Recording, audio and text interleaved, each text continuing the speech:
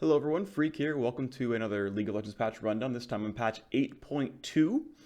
First things first, I think this patch is absolutely massive for the game. It's probably my favorite patch of the last several years, both from intended systems changes and in cleaning up a lot of things that got mucked up during the preseason. We'll go over that later. I think this patch is absolutely huge. It's a really, really big deal. Minor updates on format for this video. Same visuals as last time. I went from scripting my notes to just putting in bullet points and hoping that I keep on top because there is a lot to go over. So I want to make sure I do a decent job of that. As far as pro significance for this patch, this should be live for all of us in solo queue in like the next day or now by the time you're watching this video. But for pro, it will be week 3 of the North American and European LCS. It should be week 3 or 4 of the LCK, and probably a bit later for China because I know they get patches a bit late. I don't know when that will be exactly, but if you are a big LPL watcher, it'll be around then. But for the Riot regions, the Riot produced regions, usually that comes online pretty quickly.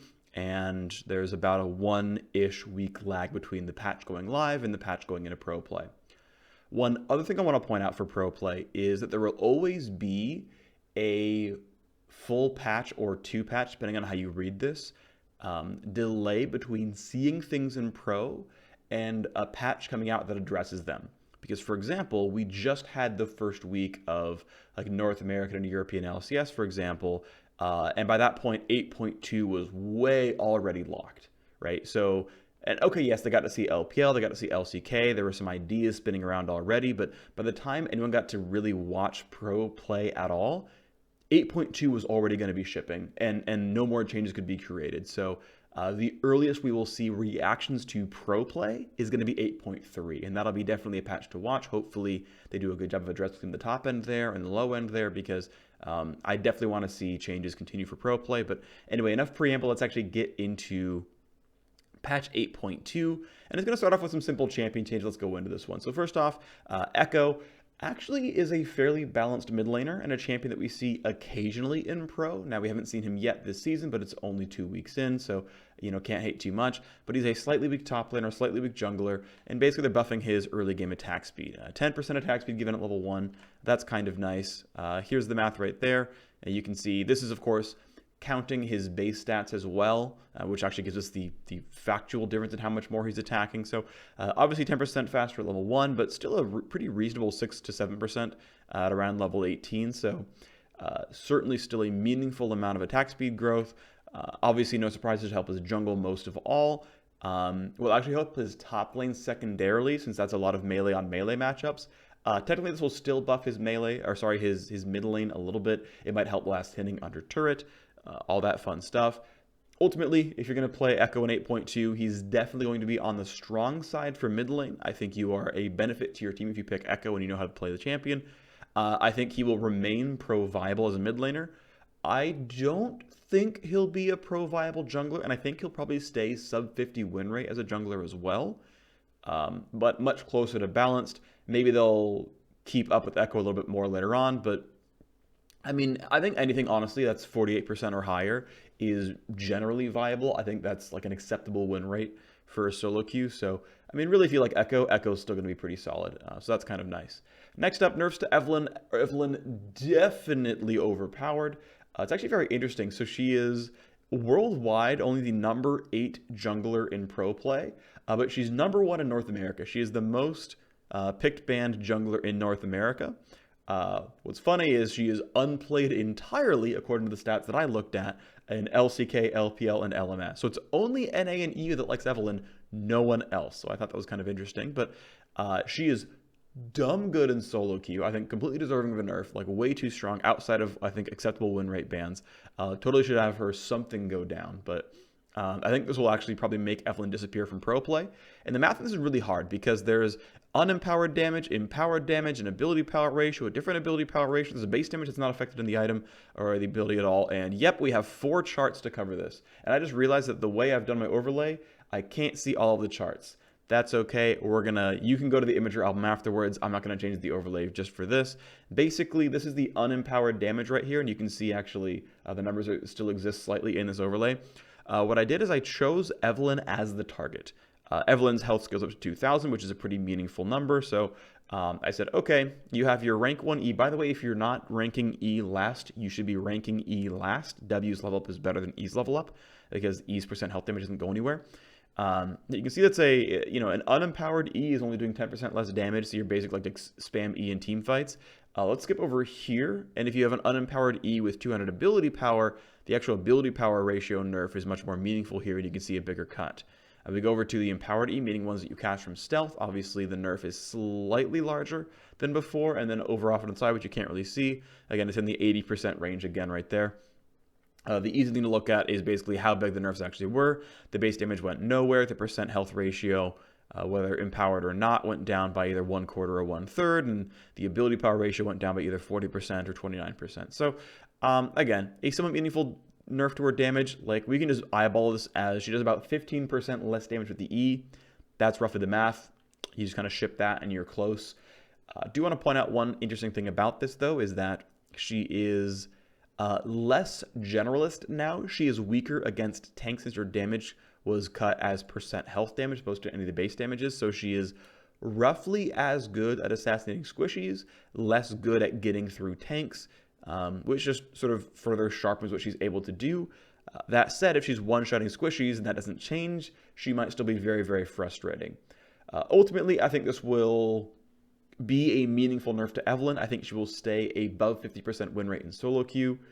Consider that none of the Asian regions are playing Evelyn. They will continue to not play her. NA and EU will both see the champion got nerfed and realize none of the Korean teams are playing the champion, and she will pretty likely disappear, I would say. This is a big enough nerf to make people look at it, and also I think their coach will say, hey, by the way, Korea's not playing Evelyn. Are you sure you want to keep playing this champion? So I expect her to disappear from pro play, but I expect her to still be completely fine in solo queue. Let's move on to Ezreal. Ezreal is unfortunately getting double nerfed. This is really, really too bad. He's getting some base damage off his Q, and this is a pretty small nerf, right? Losing 20 base damage, and then by level 9, it's the exact same ability. But he's also getting nerfs to Klepto, and we're going to cover that later on in the video. But first of all, Ezreal definitely does deserve to be nerfed. He is actually the #1 pick in pro play for bot lane. He is above 50% in solo queue as well, but something that's worth really calling out is he's 50% win rate in solo queue using Kleptomancy and like 45% using his next best keystone. Now that is a biased statistic because if you didn't go Klepto on Ezreal, it means you have no idea how to play Ezreal, so you're a bad Ezreal player, or you like missed a swap and someone else is running like Klepto Malzahar mid and you're running Comet and you're like, wait, what? So, the win rate difference is, I think, a biased statistic. I think it's not quite as bad as you may think, though certainly still could be meaningful. End of the day, Ezreal needs a nerf of some kind, and yeah, Klepto's giving him a huge power spike early on. He's getting in a Sheen tier by like 7 minutes or something, and it's a bit nuts to deal with. So, yeah, early game damage nerfs, and honestly, that's fine. This would come through, and Ezreal would basically be unchanged in pro play and sit at like right about 50% in solo queue, which is balanced, and that would be fine for everyone. And we're going to cover what happens with Klepto later on, which I think will probably mean rip Ezreal. So unfortunately, he's getting double nerfed, or maybe I'm overrating Klepto nerfs. Let's move on. Oh, I have the numbers for that, by the way, just to have them here. Here's Ezreal's Q damage, right? It's down 19% at level 1. Again, by level 9, it's the same ability once again. This is going to be softened somewhat because he's going to start Doran's Blade again next patch.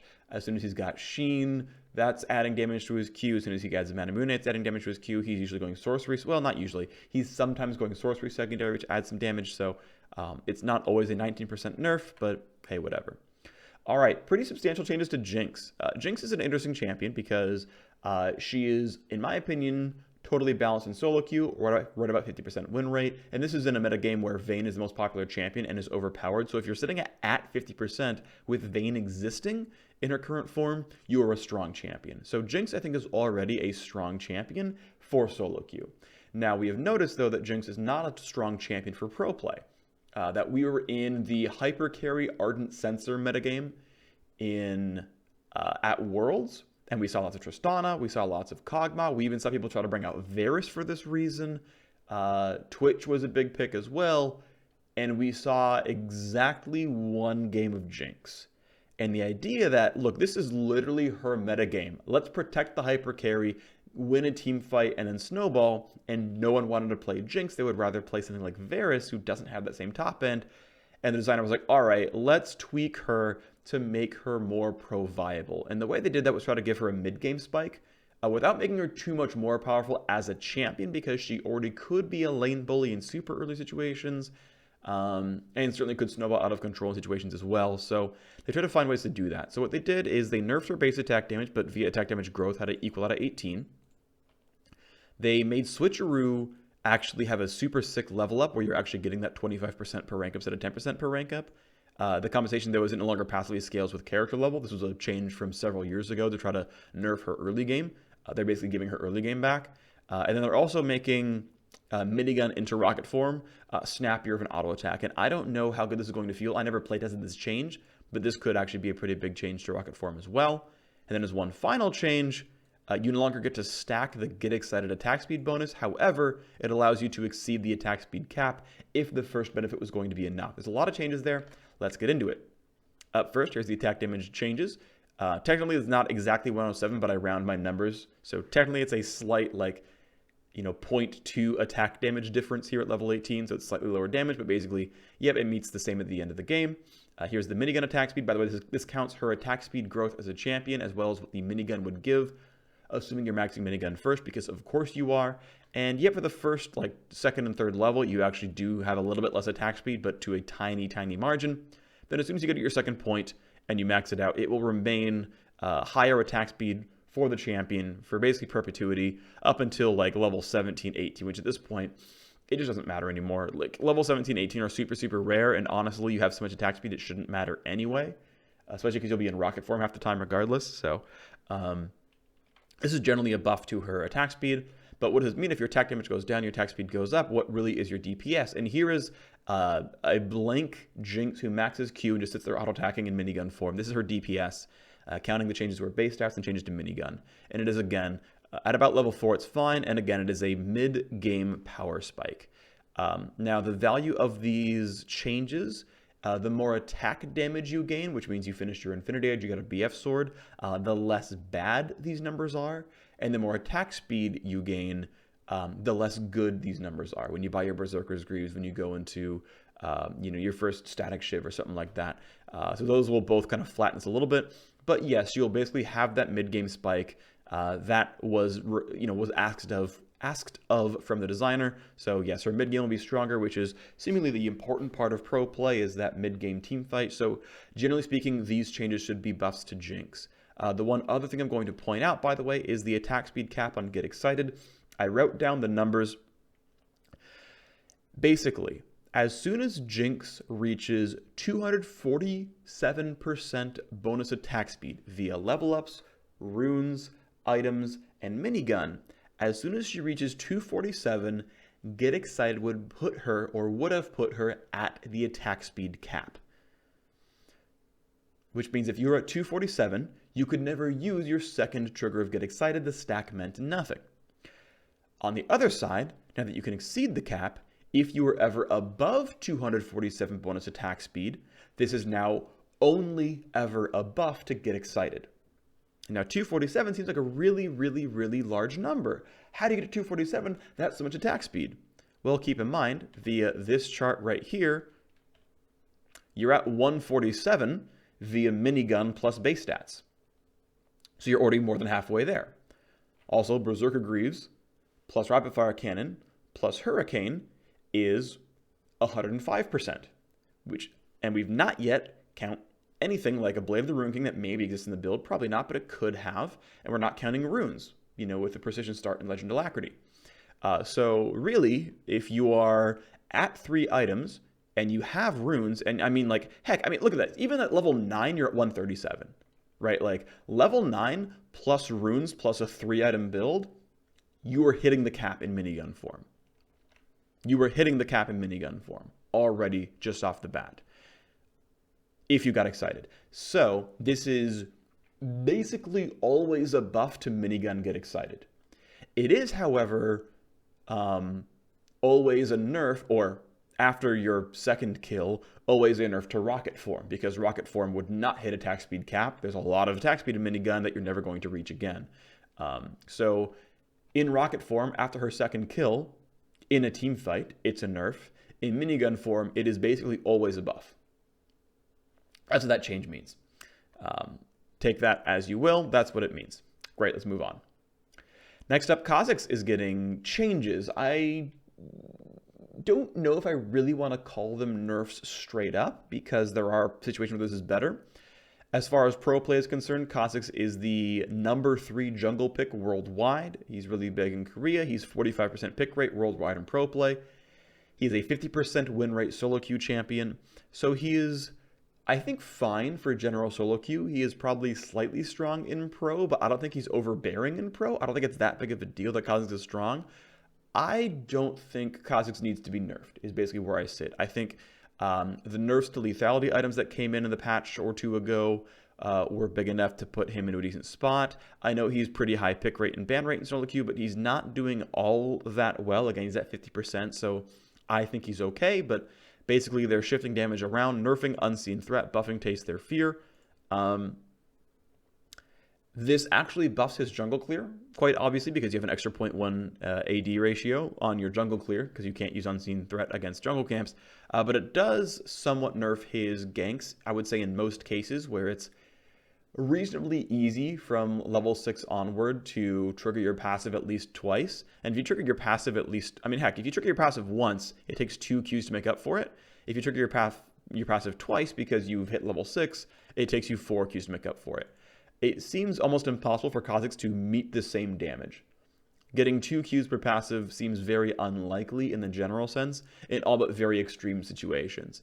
At a certain point, if you do evolve Q, then, okay, the cooldown buff on evolved Q, if they're isolated, will then let you get more mileage out of their Taste Their Fear's attack damage buff. This seems unlikely. I don't think anyone's going to look at these patch notes and be like, oh man, let me try evolving Q again. I don't think it's going to happen. But it should have that impact to a small degree, that evolve Q is now slightly stronger. Again, I don't think we're going to see it. I think this ends up being... It's hard to say again, because this does make his jungle clear better, but his team fighting worse.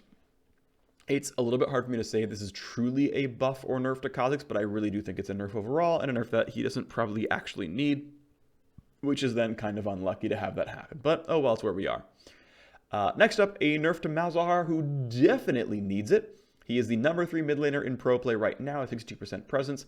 He has a 52% win rate, solo queue champion. He is definitely on the strong side. I totally believe he needs to be nerfed.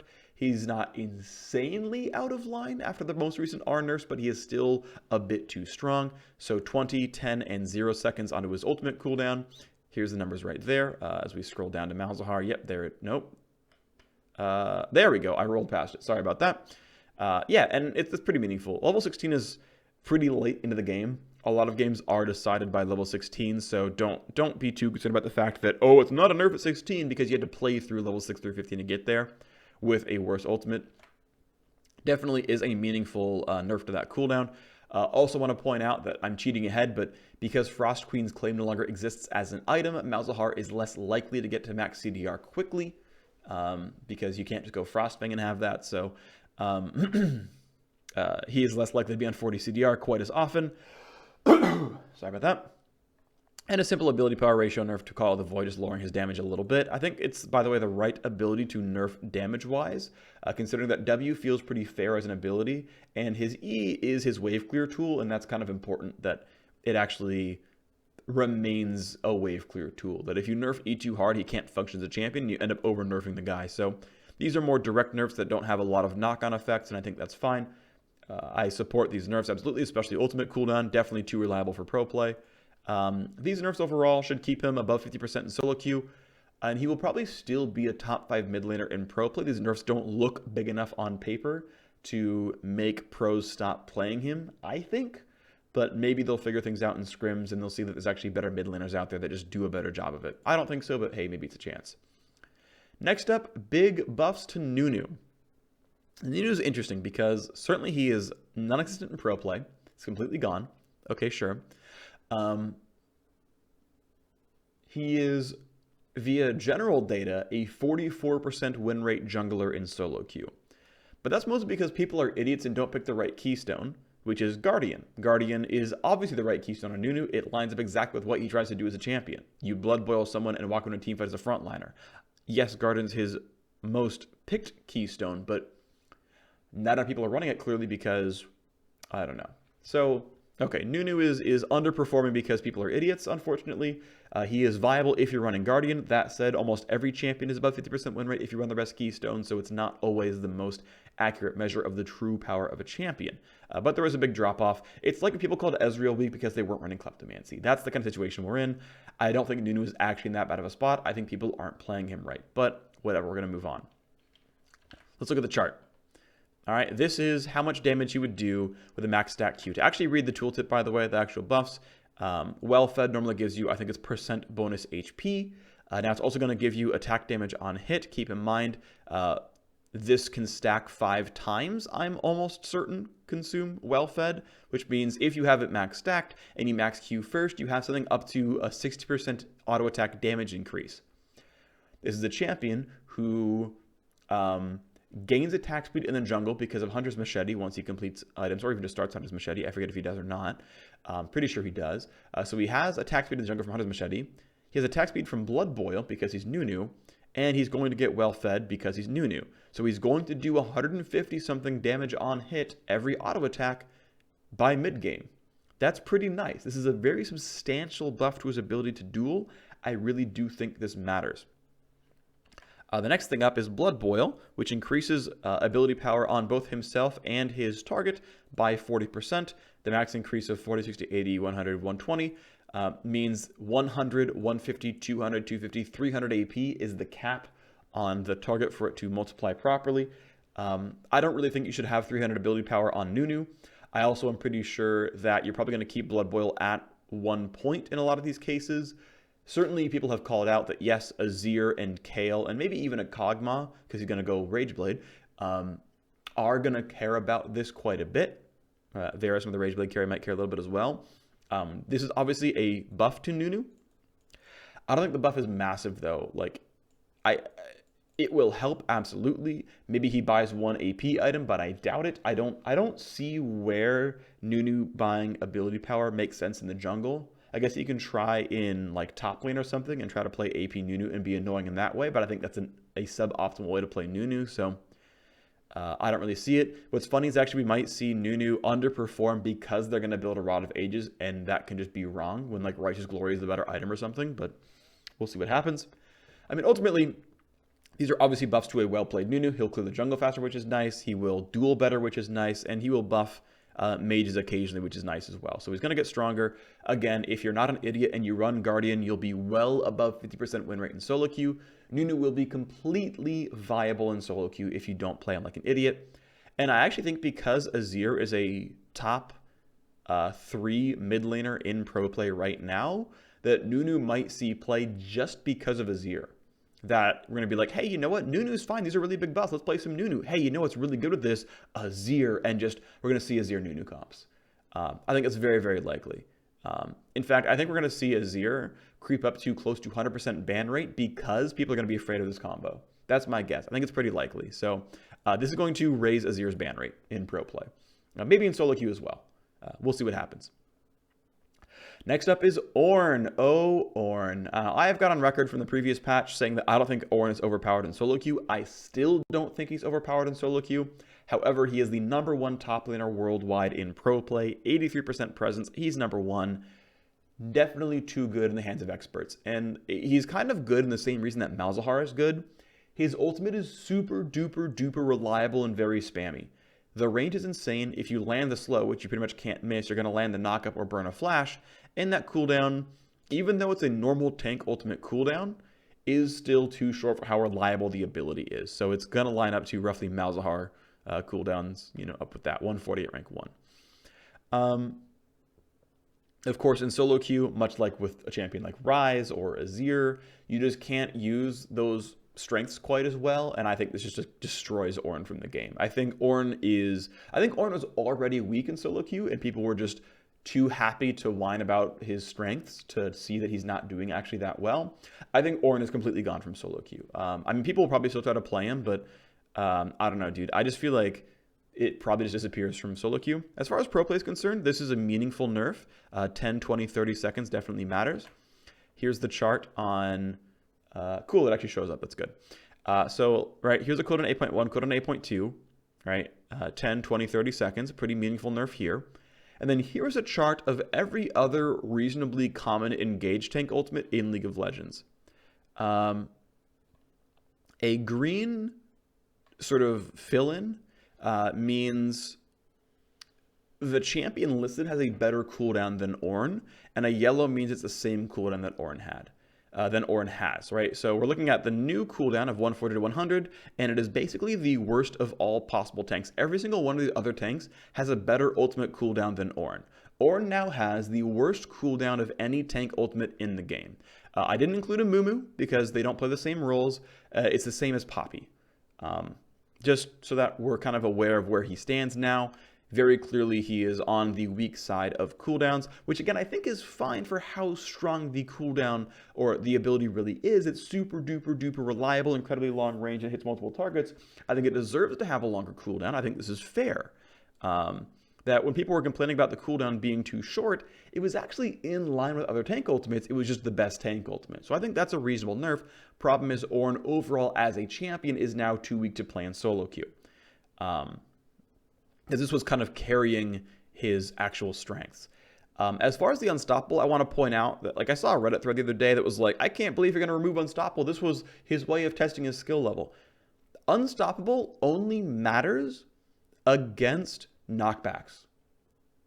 It literally has no effect against stuns, slows, silences, roots, all the above, because he's going to finish his ability anyway, and then he was going to be stunned at the end of it regardless.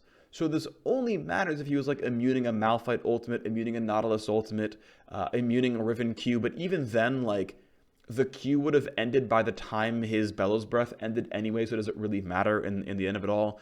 Right, like if Pantheon tries to stun him, it doesn't change anything about how this ability interacts. So this only matters against long duration knockups, which again, Malphite, things like this. Because the crowd control still takes effect, it just won't stop him during the animation. It then just resumes when he's done casting. So I think this nerf is actually very, very small.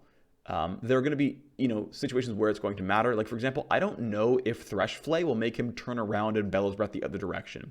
If that's the case, it's a very large team fight nerf, because there are lots of small displacements in team fights. Tristana can push him away, of course, yes, to knock him away and whatnot. There are interactions here that can matter. I don't think it matters that much in his actual top lane fight. This is the bigger nerf and probably the more meaningful one. And again, I think he's gone from solo queue. I think he is probably still a bit viable in pro play. We'll see. Pantheon, by the way, his Q is going to pull minion aggro. We're going to cover that in a little bit later on, but as a result, he's no longer going to block cannon shots with his passive. I think Pantheon probably gets dumpstered. We're going to cover that later on, though. Let's move on to Sona. Sona getting a 50 mana cost buff back to her Q. Honestly, she actually got Sledgehammer with the most recent Q nerf. She's actually sub 50 win rate. She's 48% in solo queue. Obviously 0% pro play, because Sona will never show up in pro play. So buffing her Q back up, also with nerfs to Kleptomancy coming in, which we'll cover in a little bit. That's going to be a big deal as well for her. Oh man, it's going to be pretty big, I think. So yeah, buffing her back up with the Q. Nice thing is, Sona is not like Ezreal, where she has such a tight... or rather, Sona has a tighter band between Kleptomancy and her next best keystone. So if Klepto versus Aerie versus Guardian become balanced, then great, Sona has choices, and the champion can be buffed up to 50% win rate, and she'll be fine. So yeah, Sona sub 50, totally deserving of buff, especially with Klepto getting nerfed. Totally reasonable here. Also want to point out that there's a metagame effect here that we're going to cover a bit more later on, is that double Relic Shield bot lane is probably gone. Double Relic Shield bot lane definitely overpowered. And because it was so much sustain, it was impossible to succeed while playing poke in the bot lane. Sona is a bit of a poke champion, and if the tanks are infinite health because of double Relic Shield, she can never poke them. Now that double Relic Shield is gone, there is less sustain, so she can poke. Also, her role of sustaining teammates also more valuable because there's less sustain. So getting nerfed because of Klepto, getting buffed here, getting buffed because of Relic Shield changes, all good things for Sona. All right, next up, Vayne. Oh baby, Vayne definitely overpowered in solo queue. Oh my word, overpowered in solo queue. 53% win rate. She was nuts. Absolutely way too strong. Saw some pro play. She was like the number 12 AD carry in pro. 8% pick ban rate. So Vayne will probably disappear from pro as a result of this. I mean, what's funny is we still saw Vayne a couple times at Worlds, even when Vayne was a 50% win rate champion, and we saw like Uzi play her a couple of times and stuff like that. And I think Vayne will become about a 50% win rate champion as a result of these changes, which means maybe we see her occasionally in pro again. I'm a little surprised we didn't see more Vayne, honestly, because she was so strong, but oh well. Either way, because of solo queue, totally deserving of nerfs. Absolutely fair to do this, completely. Attack speed growth goes down. Bonus attack damage from ultimate goes down. Let's check out both of these. And yeah, she still has 56% attack speed at level 18, which is still a lot. 7% nerf to attack speed via DPS, to DPS via attack speed rather by the end of the game. That is not huge, especially for someone who typically buys 2 Zeal items and or a Blade of the Rune King and goes Berserker's Greaves. So this is not a very substantial nerf to her attack speed because she gains so much already. Her attack speed growth is just in line with other high attack speed marksmen. She's just no longer out of line with other champions. Her R bonus damage, we have a chart for that as well. It's actually somewhat meaningful. Of course, pre-6 means nothing. At level 6 through 10, it's a, somewhat meaningful nerf. 10% of her total attack damage is down. And then by the end of the game, it's even bigger than that. Now, of course, she will buy 1 or 2 attack damage items in an Infinity Edge and probably a Blade of the Rune King. Some even have gone Rage Blade and stuff like that. So there is some attack damage coming in there that, still a meaningful amount. But yeah, I mean, these are definitely DPS nerfs, both to her general DPS and her DPS while in ultimate form. So those are meaningful, and she will definitely lose a couple % win rate. I think she will probably remain above 50 unless I'm not properly assessing the metagame impacts of more aggro supports down there, that Vayne might get pushed out. But considering that we're in a double Relic Shield, double tank support sort of world in 8.1, it's no surprise that Vayne is doing super, super well in her landing phases because they're super easy. So they're nerfing her top end instead, and kind of maybe her landing phase will stay a bit more afloat now that fleet footwork is good and her W is buffed for early game. Anyway, we'll see. Yeah, I covered her general viability in pro play and solo queue, probably, again, above 50 in solo queue, so still viable, and that's cool. But this will buff the rest of the AD carries who all had to face Vayne every game. Sweet updates to Misfortune Splash Arts. Those are all really nice, super high quality art, beautiful stuff, well done. I want to point out one more thing before we go into item updates. We're just going to sit here on the Misfortune Splashes for all of you guys. What about Zoe, right? Because Zoe is one of the most complained about champions in League of Legends, and I still don't buy it. Look, maybe she is frustrating to play against because she tests different skills from other champions, right? Like Evelynn and Twitch and Shaco test you realizing that they turn invisible and you have to play farther away or ward deeper or something else. And they're frustrating to lose to because you didn't use those skills, and because you're not properly judging those skills, you don't feel like you're being fairly tested. Zoe tests different skills as well, right? She tests your object permanence. Is she behind this wall? Where's the E coming from? Can I react to this? Ooh, she's fighting me. I need to dive into melee range, not run away from her so I can take less damage, right? Every single person who ever gets slept runs away from Zoe, tries to hide behind minions. Very rarely do they jump forward into melee range and say, go ahead and do 12 damage, buddy. It tests different skills, and because you're not really using those skills properly, it feels unfair. Zoe, as far as win rate is concerned, is sub 50% win rate in Diamond Plus and sub 40% win rate in every other band of skill. She is losing more games she wins at every skill level in the game. What about for the very best players in the world? Well, her ban rate in Korea is lower than a ban rate elsewhere, so the Koreans, who are generally better, also know that Zoe's not as big of a problem. Still high ban rate, to be fair. And what about the best league in the world, the LCK? Well, she was unbanned when I took these stats, and this doesn't count last night's games. She had 11 games she was unbanned. In only one of those games was Zoe even picked. Zoe has had one total play in the LCK. Across 11 unbanned games, she was picked once. So the best teams in the world don't really care about Zoe. At a certain point, the rest of us will understand Zoe's actually not that big of a deal. She is reasonably strong, right? But keep in mind, her mastery curve is kind of leveled off. Like, we're no longer having these like gains up and to the right, people getting better and better at Zoe over time. People are at more or less peak Zoe, and she's sub 50% win rate, and the Koreans aren't playing her. At a certain point, you guys are going to realize Zoe's not a problem. And that's kind of where we are. So I'm glad we're not seeing Zoe nerfs, because I think she's balanced. And you're going to learn how to play against her. And the ban is going to keep going down over time. Let's move on. Runic Echoes getting changes. Runic Echoes. Really, really minor. Missing mana restore goes up. I do not play enough AP junglers to know how much this matters. From what I have seen playing a few AP junglers like Karthus, Diana, etc., most of your mana worries come in before Runic Echoes is done. Maybe I'm wrong about this. Again, maybe I don't know, but this can't not be a buff to other mage junglers. So maybe we see AP Echo, Diana, etc. come back in a bit more. Maybe that really does happen. But this is certainly a much bigger mana restore. It's a big bump, so that's pretty cool. More AP junglers viable is a good thing, because I don't want to be in a tank jungle only metagame. And with Evelynn getting nerfed and Kha'Zix getting nerfed, we're approaching that sort of situation pretty quickly. All right, next up. Oh, these changes are massive, and it's why this is my favorite patch of several years. Oh my word. All right, here we go. Sightstone is getting deleted from the game. You did not hear me wrong. Sightstone as an item is deleted. Ruby Sightstone is deleted. Oh baby, holy crap, why is something being deleted? Let's talk about it. All right, well, we're gonna skip these points real quick. All right. Frostfang, Noah's Medallion, and Targon's Brace have their quests replaced. Instead of getting move speed, giving your teammates move speed and getting a shield, they turn into Sightstones. They keep their gold generation, they keep their base stats, they keep everything else that they do, but they now have Sightstone actives. These items cost you a total of 850 gold, and upon completing your quest, which is only at 500 gold, by the way, not 750, which is right here, they turn into Sightstones. That is a really big deal. You can still upgrade them into the former Eye of the Watchers, Eye of the Ascended, etc. They become different items. They become the same sort of item. Let's get into it. Oh my, there is a lot going on here, and I know that part of this is slightly off the screen. I didn't account for that. I'm sorry. Again, you can go to the Imager album yourself to look at this. But here's what's going on, okay?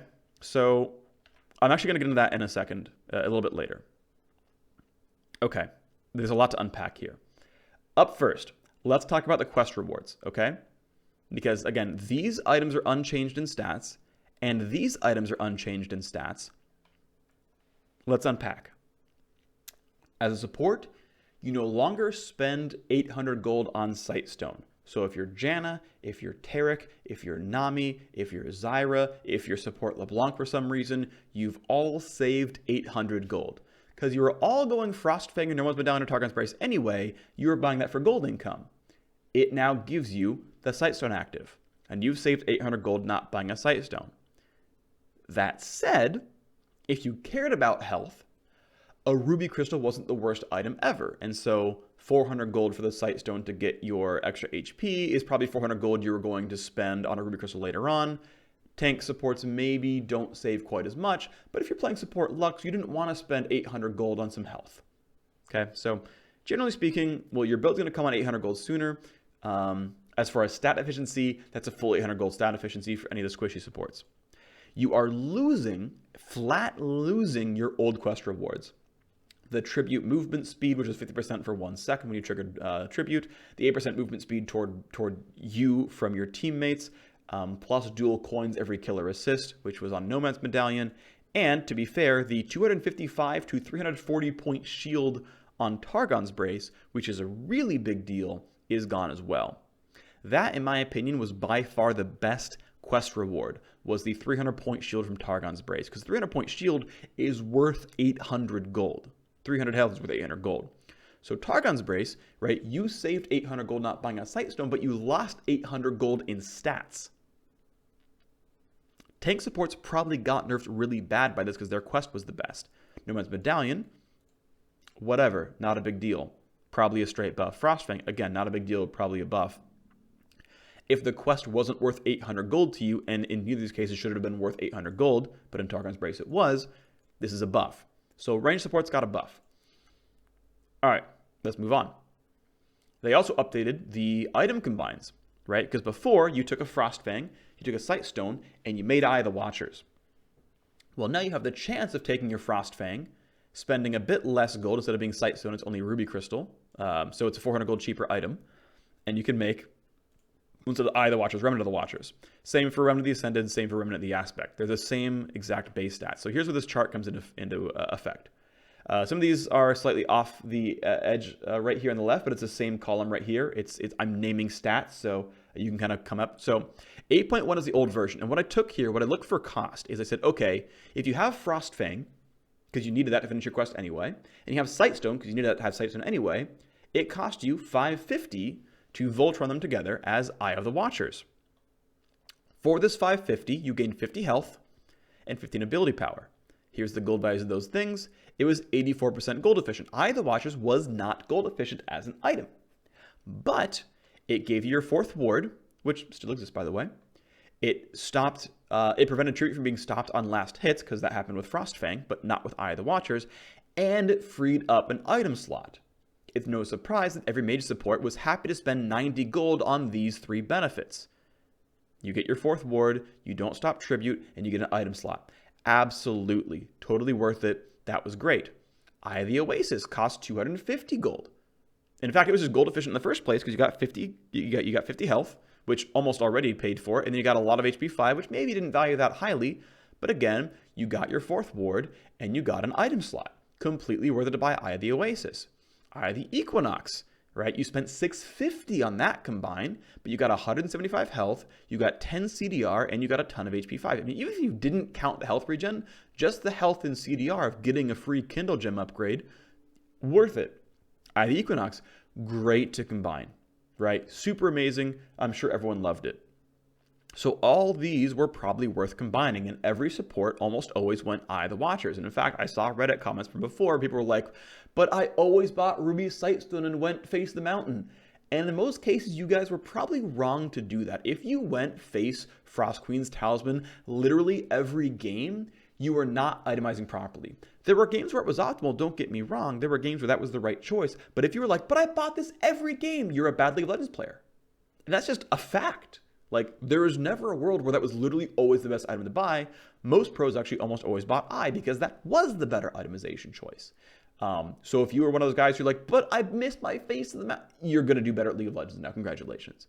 And I mean that very, very truly.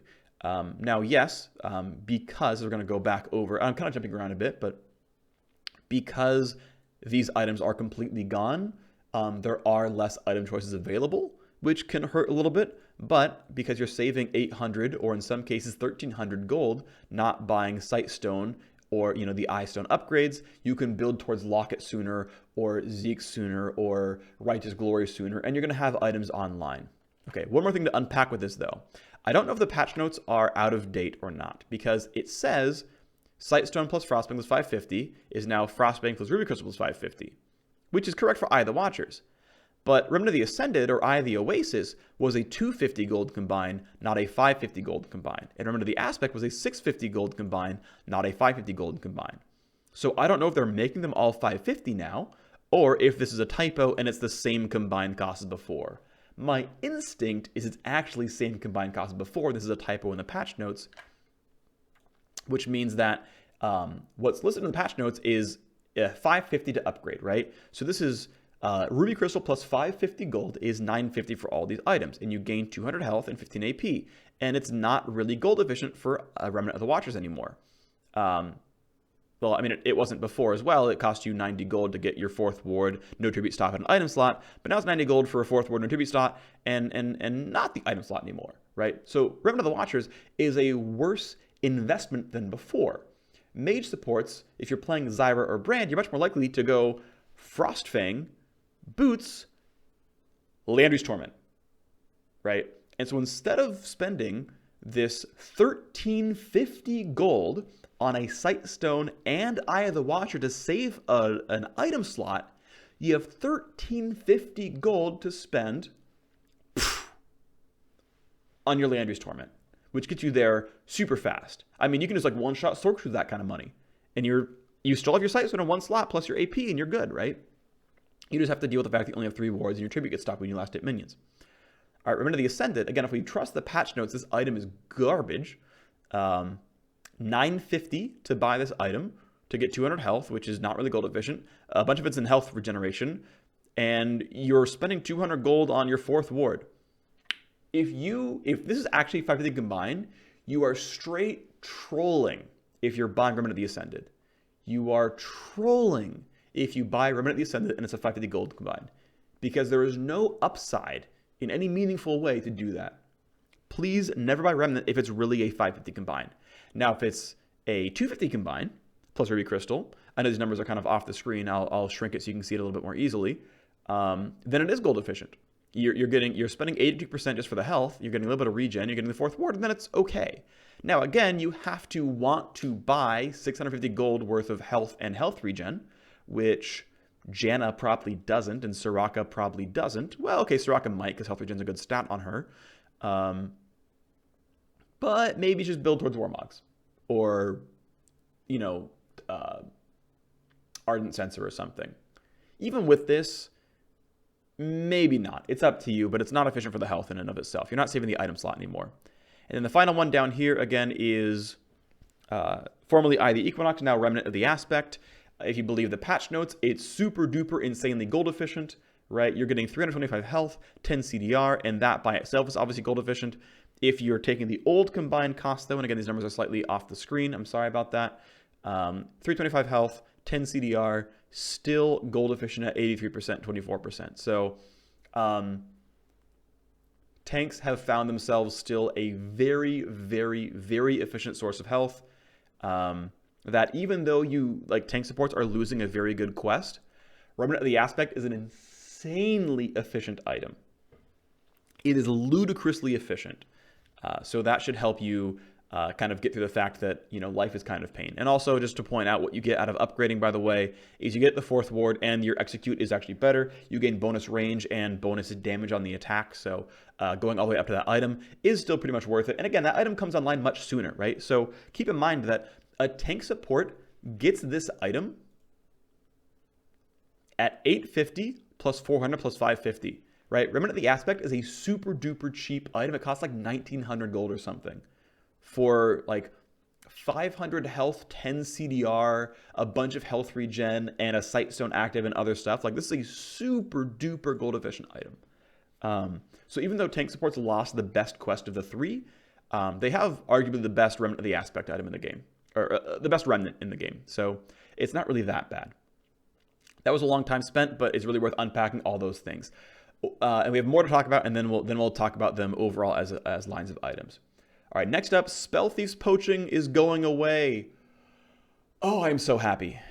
Okay, and it's going away for 2 reasons. So 3 reasons. So 1, the lockout is getting increased by 50%, which is very meaningful. It's going to, and this lockout does stack, by the way. It will go 12, 24, 36, 48, like, it will stack to infinity, and it will just turn off as an item forever at a certain point.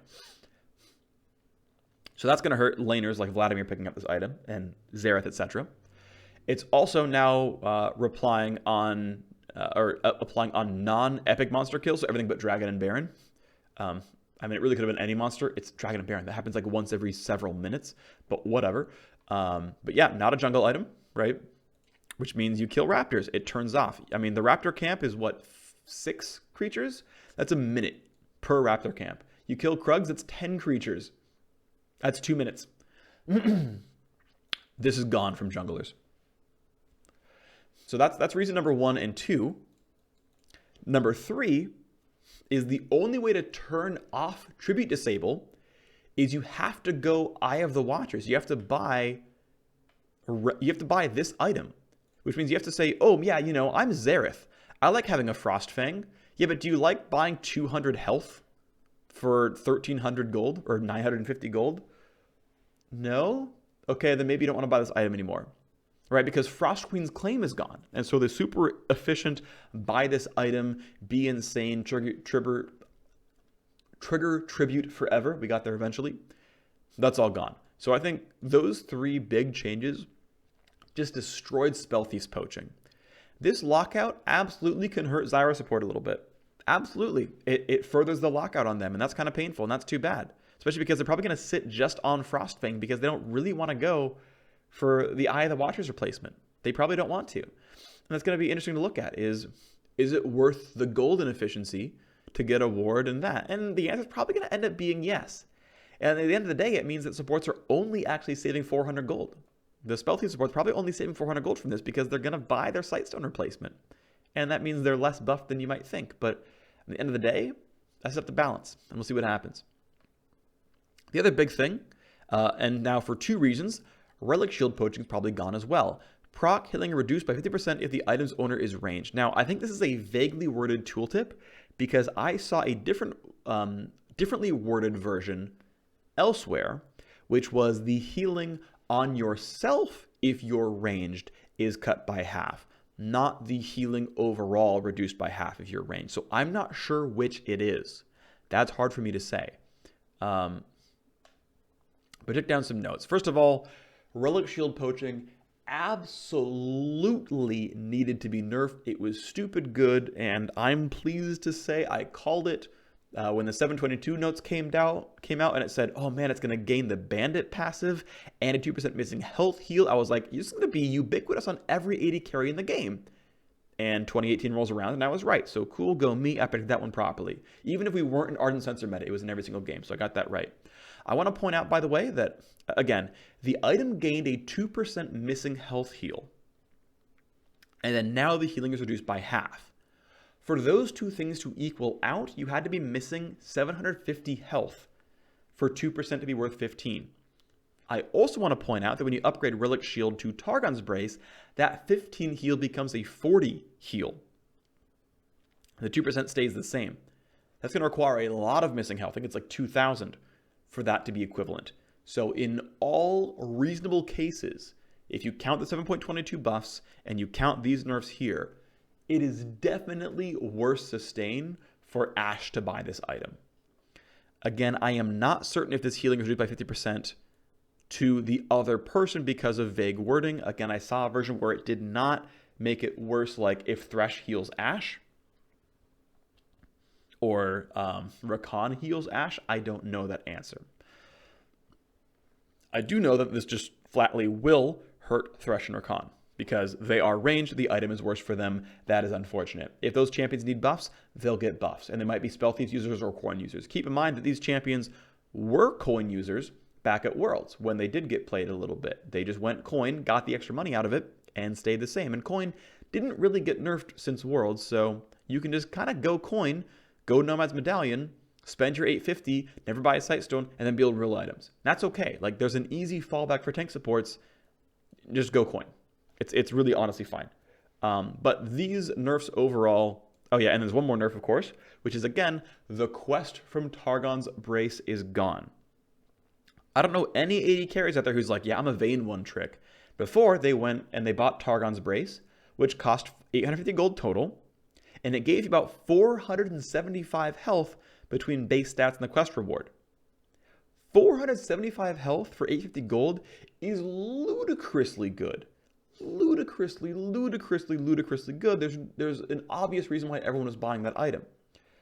Now, if you go Relic Shield and Targon's Brace, it's 175 health, which is worth about 460 gold for 850, plus a Sightstone active.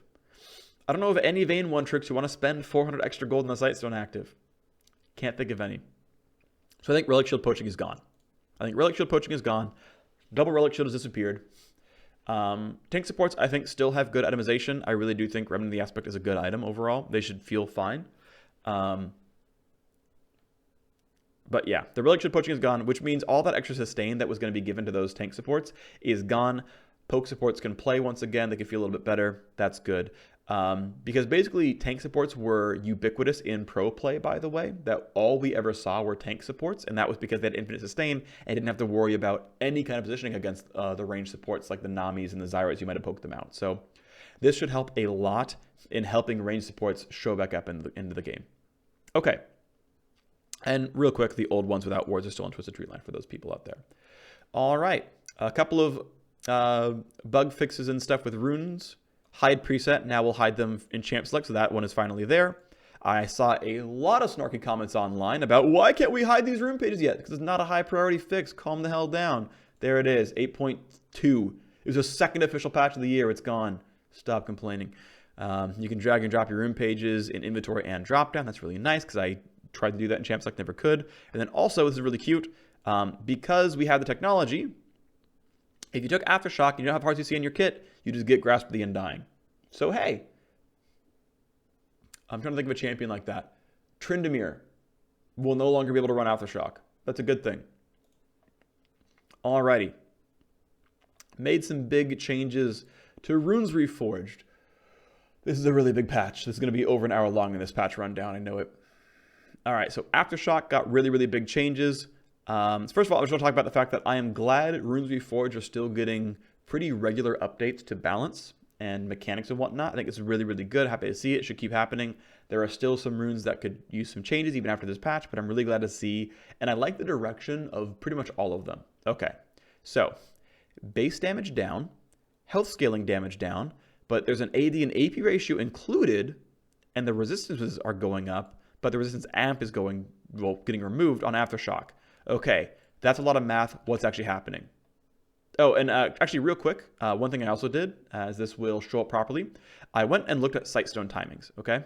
So here's how much passive gold you generate by just existing on Summoner's Rift, and here's how much you get by just being near bandit minions dying, right, which is 1 gold per minion, and there's 12.6 minions per minute.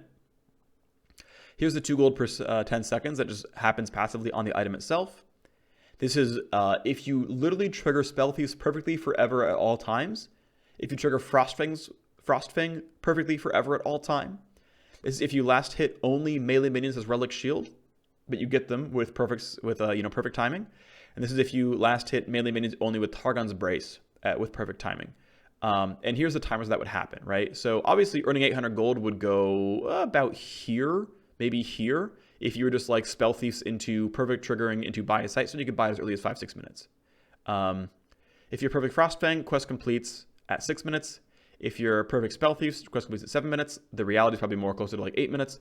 If you use Targon's Brace, which is the basic item, or sorry, if you use Targon's Brace, which is the tier 2, and you last hit only melees, quest completes around 9 minutes. If you stay on Relic Shield and just last hit only melees forever, you'll get it at 11 minutes, which, feels a little bit slow into the game, but keep in mind you're going to last hit cannon minions because you have to go to Targon's anyway. They're going to buy Targon's on first back, which also means, by the way, that supports now really, really, really, really want, not just selfishly, but for their team, a 550 gold recall timing. Because if they can recall at 550, they're going to earn more gold out of their gold generation item, get their Sightstone online sooner, as well as earn more gold, and now it's an important recall timing, right? So there's knock-on effects here where the bot lane metagame probably should, in optimal play, change to getting 550 gold support recall timings. And then again, when they complete their quest, another recall timing, which then means the AD carry needs to be able to recall on that timing as well. That's probably not a BF sword timing, by the way. Maybe it is, but BF sword timing is usually 7-8 minutes. That's around when that normally tends to be. And the quest would be done by then. And okay, certainly BF sword plus quest completion can be your timing. That's okay, I guess.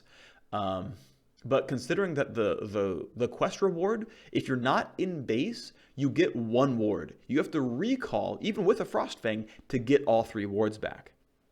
So the support will have to recall once, probably twice in the early game to get Sightstone. And they probably want to sync that recall with the marksman or whoever's down there, which means, again, 550 gold support recall and then the Sightstone recall, both of which need to be matched by the marksman, which means if you're a double longsword user because you go lethality or Resonance Reaver, you're probably in a bit of an advantage. Whereas if you're a BS sword user, you might not be able to afford pickaxe on the first back, and you might just go cull, right? We might see a lot of recall into cull, which, hey, maybe, right? I think that's very interesting. So we're definitely going to see some metagame impacts to that. Okay, so again, Updates to Aftershock, damage going down, health ratio going down, AD and AP ratios coming in, resist going up, but the scaling going down. Okay, here's Aftershock damage, okay? Our example champion here is Alistair.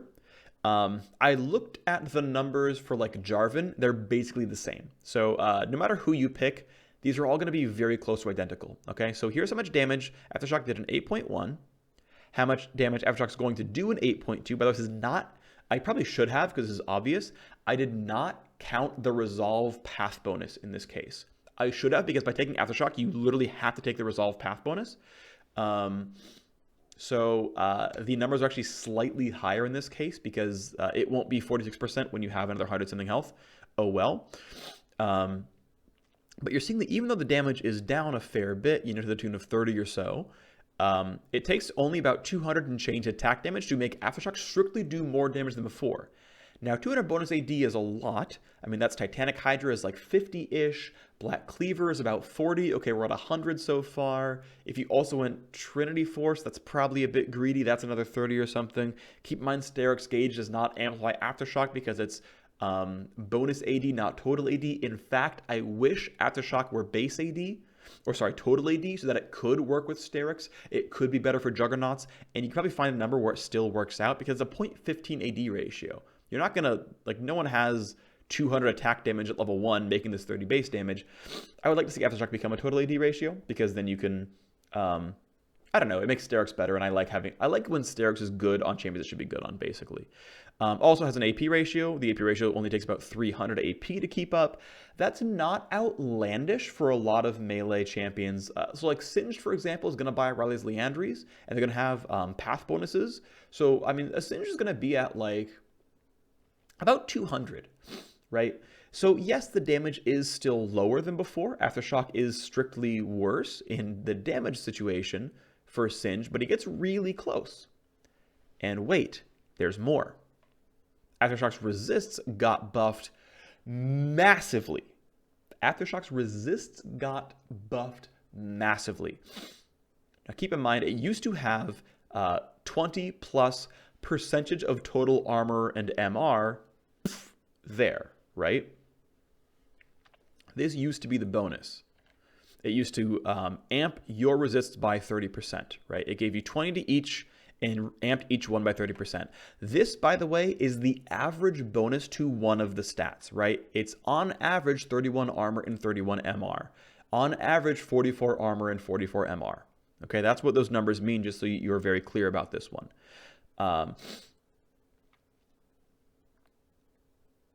Obviously, if you built more, it was a higher amount, but these aren't substantial numbers. They're really, really not massive. Yes, if you're Leona, it's obviously much bigger.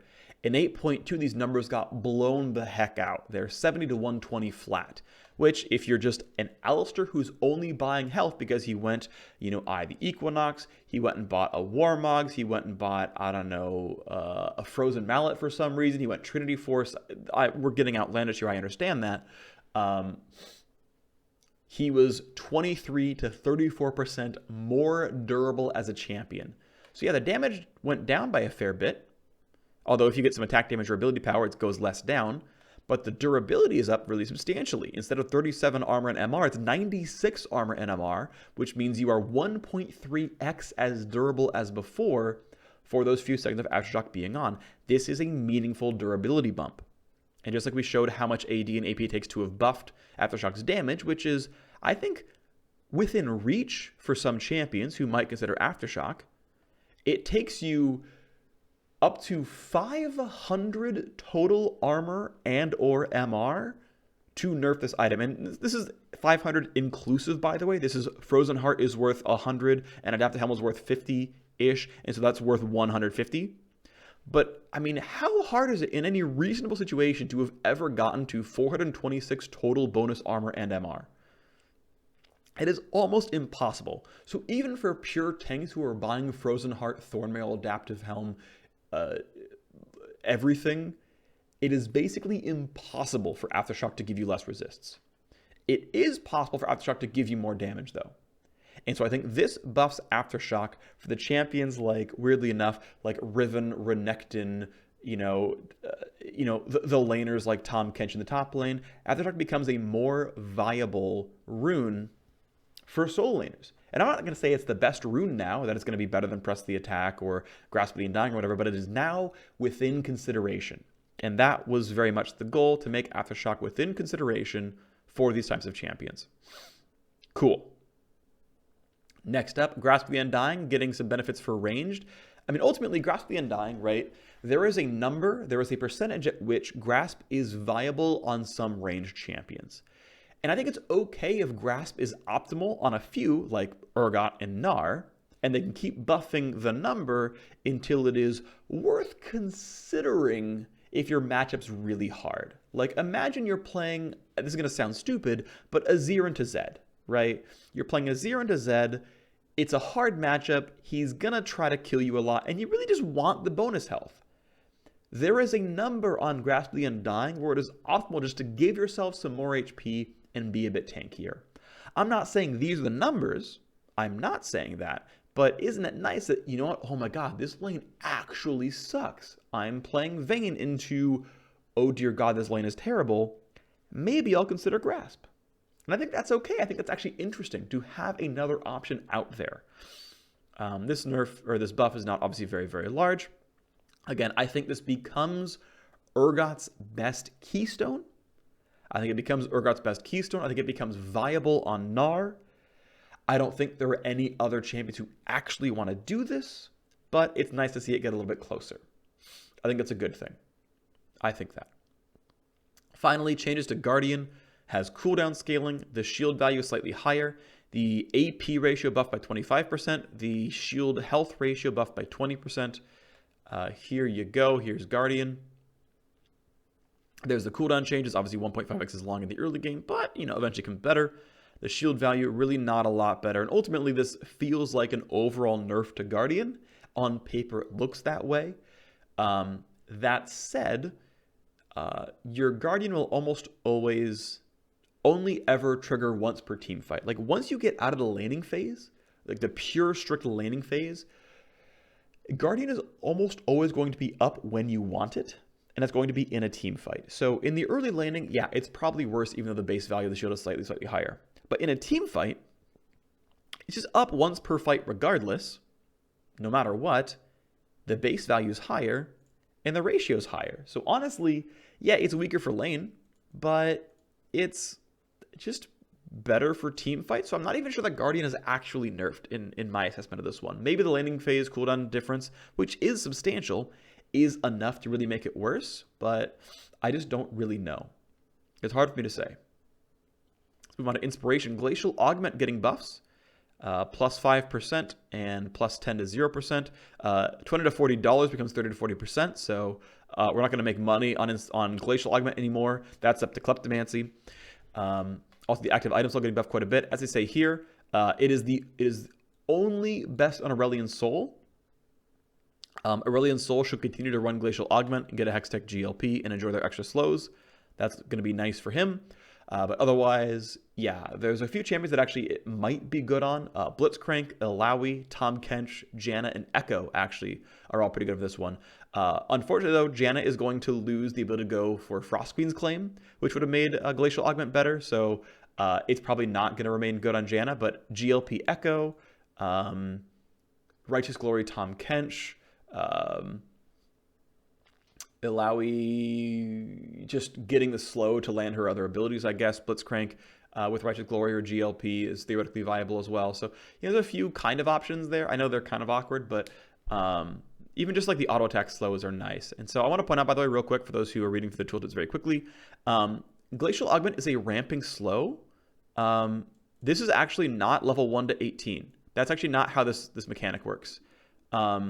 The cooldown is what scales levels 1 to 18. The slow is just simply a ramping slow that goes 40 to 50%. So this is actually a mislisted tooltip. Not the end of the world, but just FYI, like, that's what that means, that you're actually, even though it's like, oh, I got the big benefit level 1. It's like, no, you get the benefit at all times. It's a ramping slow forever. Just a mechanic, just so you guys know. And yeah, I want to keep seeing Glacial buffed until it's actually good enough. And if it's good enough that you want to go Hextech GLP and use that in a team fight, I think that's awesome. Like, I like the idea that I'm going to go Glacial, run Hextech, and just, like, slow all their melees. Because this is the kind of keystone where legitimately, and I want to spend some time on this.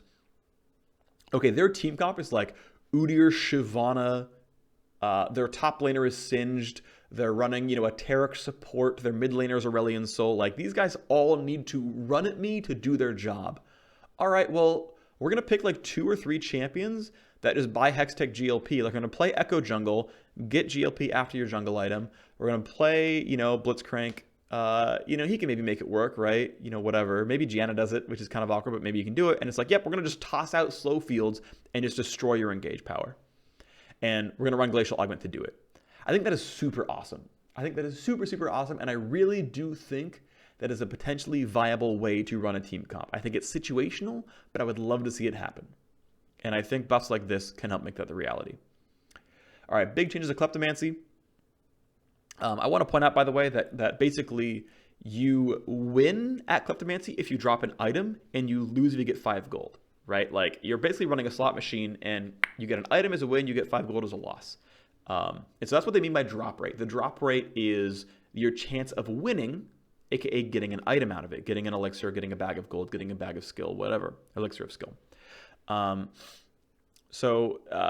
know they're not listing the internal mechanics. It's actually not important that they do, because it is truly impossible to play around the mechanics of Kleptomancy. Like, I know the logic circuit there. It is impossible to play around the logic circuit of Kleptomancy. It doesn't matter. It's truly not worth listing here. Hitting champions better, period. That's the logic circuit that you care about as a player. Truly, truly it is. There's things behind the scenes to try to, like, squash the variance and whatnot. And in fact, more of the logic here is going to actually be doing that. They specifically added a 15-minute cutoff to the logic, where there's a laning phase logic circuit and a post 15-minute logic circuit, basically. And yeah, basically, if you are a very good Klepto user in early game, it is much...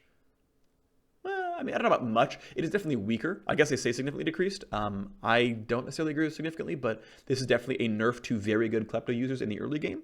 And I'm actually pretty sure it would allow bad Klepto users to get better item drops. That there's a decent chance that this is actually going to be better for bad Klepto users, and that bad Klepto users were going to get a buff to Kleptomancy. Then again, there's a different logic circuit for post 15 minutes. It's actually a pretty much a hard-coded percentage at that point. And again, yeah, significantly decreased for range is accurate. Slightly decreased for melee is accurate almost always. Absolutely. Basically, because at 15 minutes, you're just like in long duration team fights. We're going to hit someone 17 times and get like 6 items out of it. And that's still going to happen. But Ezreal's going to get 6, not 12 items, right? Also, in general, sell value is down quite a lot. This is obviously a partial nerf to Kleptomancy in and of itself, but also you're more likely now to consume those items than sell them, which is kind of the fun of the keystone in the first place. Ultimately, I think these are definitely very large nerfs to Kleptomancy. I think this is RIP Ezreal. I think this plus his Q nerf means he is likely just freaking gone. I know their intended win rate nerf for this is 2%. So, hey, if you want to like keep track of this and look at like Klepto Akali or Klepto Alawi and compare 8.1 to 8.2 and compare those win rates, their goal is 2% with this. I'm leaking that. Congratulations, I have internal data, or internal notes, I guess is the phrase for it. That's their goal. We'll see if they hit that goal. 2% win rate actually probably feels about appropriate for the egregious Klepto users, like Ezreal, like Sona, which is why they buffed Sona, but they probably should have nerfed Ezreal. So we'll see if I'm right about this or not. I think this is RIP Ezreal. I think Sona will probably recover because she has other keystones to go to, whereas Ezreal doesn't really. Ezreal probably going to have to be buffed in 8-3. I'm going to guess that. Minor changes to Precision, Coup de Grace doing a bit less damage, Last Stand doing a bit less damage. Also nerfing Triumph Gold by, 1/5. Honestly, these are really, really minor. This really only ever nerfs bot lane Marksman in pro play because no one goes Precision Secondary anywhere else. And Precision Primary is obviously for the Marksman out there. I guess technically can nerf that, like, Sejuani build that goes Fleet Footwork in the jungle, but whatever. Other thing worth pointing out, yeah, it's gonna nerf Snowball. We're in an interesting situation, by the way, where solo queue is a bit snowbally, but pro play is really slow. This does not affect pro play in any way. It does affect solo queue being less snowbally, though, so I think these are fine nerfs. Triumph will continue to be a solo queue only or ARM only rune because it's just a lot of power on killer assist, but because the power of that slot went up, and before, Dangerous Game, I'm pretty sure, fought Bandit. And I actually would run Bandit half the time back in the old Mastery system. But now that it fights Overheal, every pro player ever will just simply run Overheal because it has sort of guaranteed returns. And right now, with pro play being super low kill, there's no reason to run Triumph in Pro. So you're gonna have 0% Triumph in Pro still, 100% Overheal or maybe Presence of Mind in Pro still, and then the Marksman primaries are doing a little bit less damage to squishy targets that are getting low on health. That's pretty much it. It doesn't really mean a lot for the game. It means a bit more for solo queue though, which again I think this is good. That having Triumph give less gold is probably good for no snowball. Domination, another situation where I at least guessed correctly in terms of preseason expectations on runes. Ghost Poro was garbage. Zombie Ward was much better than it. I did some math on Zombie Ward, basically just to look at it real quick. The duration now scales with level. Also now, if you only use a sweeper but don't attack something, you no longer have to attack the ward to get a Zombie Ward out of it. So that's a nice usability buff. For the duration nerf, I think certainly required. So I have two charts here. The first is strictly the duration of a Zombie Ward. Right, was 180 at all times, now 60 to 180. So, yep, substantial nerf to Zombie Ward. What I also included, though, was the duration of a Trinket Ward that turned into a Zombie Ward from 8.1 to 8.2, because that was the other big use, is that you could be a Domination secondary top laner, which, for example, is actually really, really good. If you're a super hard lane bully top laner, like you're Khan playing Jace, you should be running Zombie Ward, because you will drop your Trinket and Tri-Brush, drop your Trinket in your River Brush, and then instead of having a Trinket Ward that lasts 60 to 2 minutes, it lasts 240 to 300 seconds, which is an obviously substantial duration difference. That has been substantially nerfed. Now, instead of being 4 to 5 minutes, it's 2 to 6 minutes. Or 2 to 5 minutes, rather. I misspoke. And then I think that was actually required. Zombie Ward was by far the best rune in that slot. In fact, so much so that it was, generally speaking, mandatory for almost any jungler to run Zombie Ward, because they get a sweeper, they get their own sight stone, their ward's going to last longer. Typically, junglers put down deep wards, so they would put them into the opposing jungle. The ward would die, then they'd last longer as a Zombie Ward. For some reason, I didn't actually include sight stone ward duration. I only did Trinket Ward duration for that, but the direction is the same, right? They last 1 to 2 minutes less long for the early mid game. For supports, it was almost mandatory as well. So I'm kind of glad to see that Zombie Ward is less mandatory. I'm also glad to see that Ghost Poro is definitely better, because it was certainly hot garbage, and a more vision radius will definitely help that be a good rune to run. And this is going to make this whole thing a bit more competitive, and I'm very happy about that. So that's really good. All right, there's a gigantic update to targeted spells. If you press the button and click on them and it deals damage, it will now draw minion aggro. Affected abilities. Yup.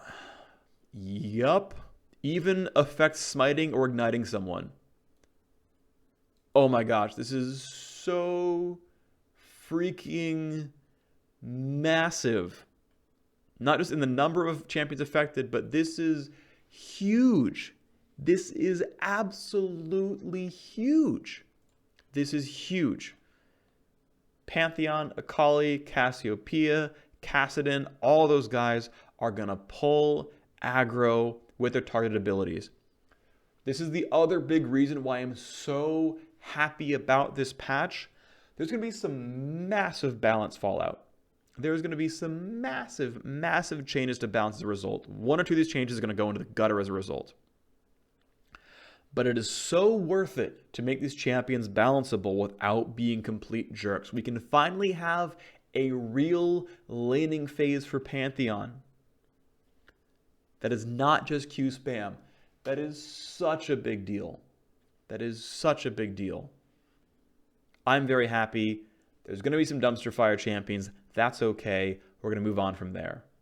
So happy about this change. It is amazing. Health bar is going to have some moment of death little animation that's kind of cute. You can, of course, toggle it off if you don't care about having things that look nice. I'm going to keep it on myself. Also, I actually saw the code for this because I played D&D with the guy who implemented this change. It's like one little block in like a tool and like 5 lines of text in the actual game code, right? Because they recoded how health bars actually work in the previous like couple of patches, it's super free and easy to update health bars now. It costs like nothing now as far as like development resources. Basically what this means is if you have more than like 2,000 health, instead of having 10 ticks for every 100 HP, you'll have like 8. And then if you have like 3,000 health, it'll be like 7. If you have like 4,000 health, it'll be like 5. Basically, they just like hard-coded how many ticks there actually are in between health bars, just because really all you need to know is how many thousands there are, and having the little like granular like black, red, black, red, black, red, not important. So makes it a little bit easier to see who the big tanks are. Easy change, great stuff. You can now ping ultimates on the scoreboard, which I super love. You can't ping the timer for your opponent, but you can pick the timer for your teammates, which is great. So you can be like, hey, no Karthus ult, no Karthus ult. You don't have to ping your own. You can ping your teammates, which is great. Easy to see them. That's awesome. Super love it. Really, really great. Also, now that when you get killed by like Mal's flash ult, you can ping his flash, ping his ult, and that's what they used. My biggest pet peeve is asking Mal's ult, and they say yes. And I'm like, did I ask if the Mal's ult was up and you said yes? Did I ask if the Mal's ult was used and you said yes? Because what you could have said was up or down, and then I'd know for sure that it's up or down. But people say yes all the time, and I'm frustrated. So now they can ping the ultimate, and that's really, really nice. You can now invite people to parties all the time, but if they're not eligible for your queue, it'll tell you that you can't queue, but it will let them join. That's kind of nice. Champion Select 8.2. At some point, you're going to have skins show up, so that you're going to have like a sweet color-coded skin line. That'll be kind of nice.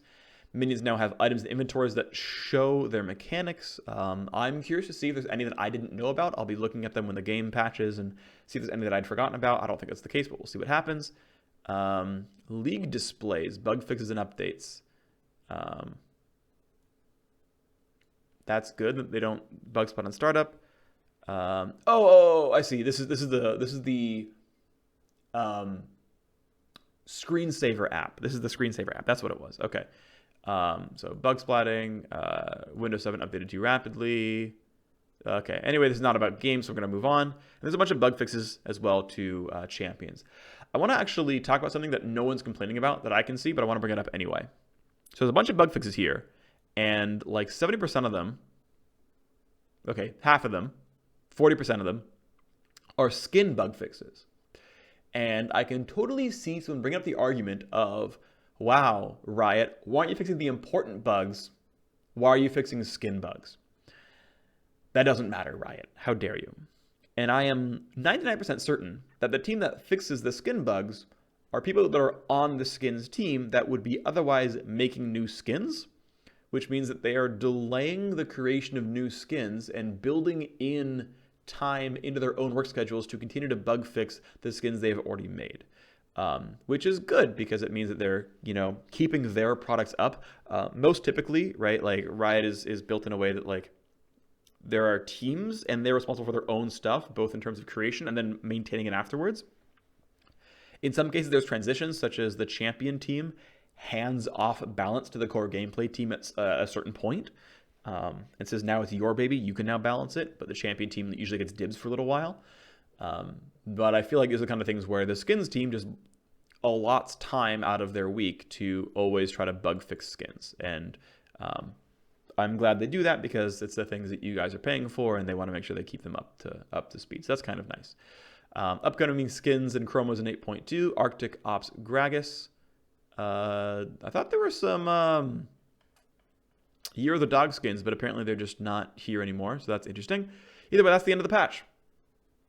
This was a very long video, almost an hour and a half, because there's a lot to go over.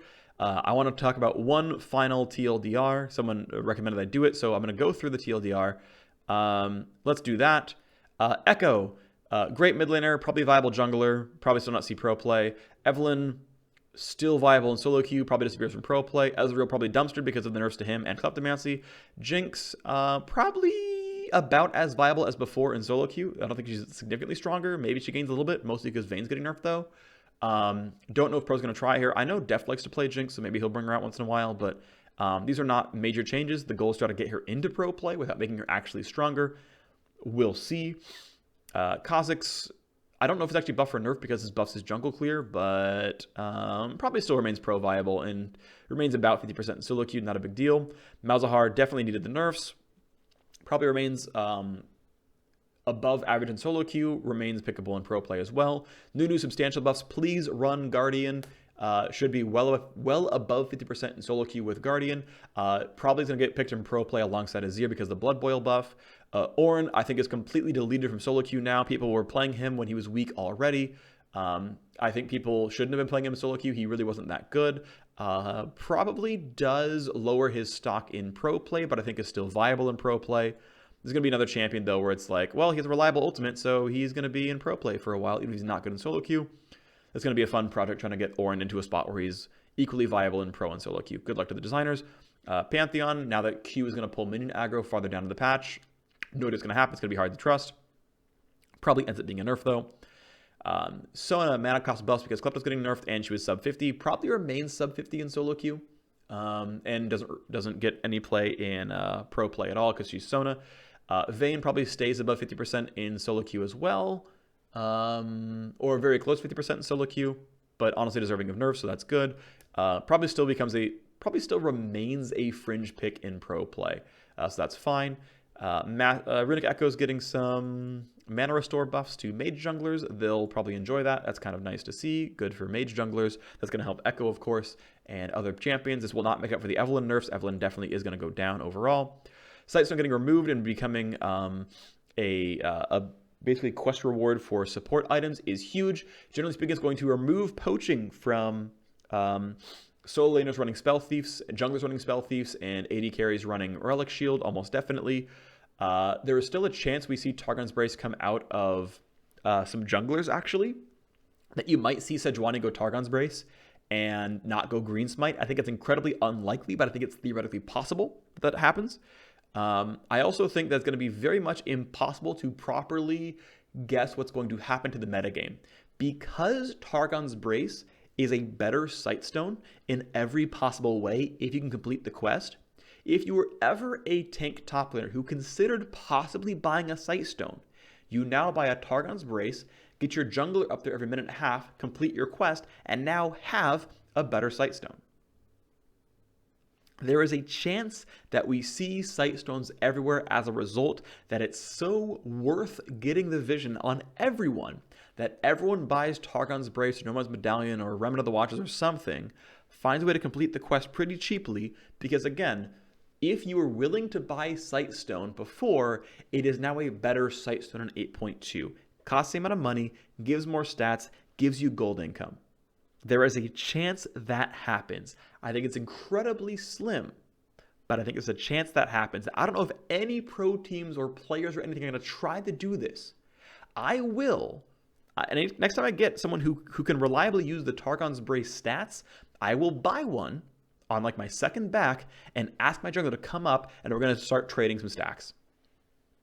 We're going to see how it goes. It might be a failure, but I want to try.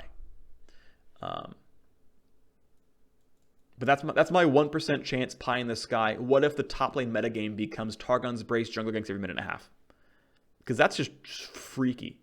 Overall, though, supports are going to have more gold to spend. They're going to have more freedom of their purchases. And that's going to be kind of nice.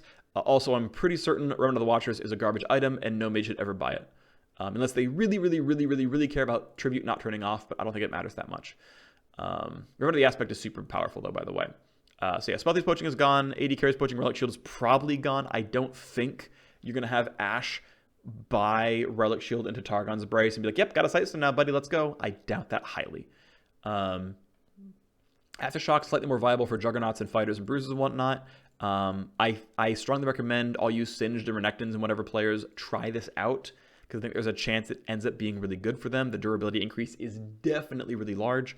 Grasp of the Undying, a little bit better for ranged champions. It is going to be Urgot's best keystone. It's going to be very close for Gnar.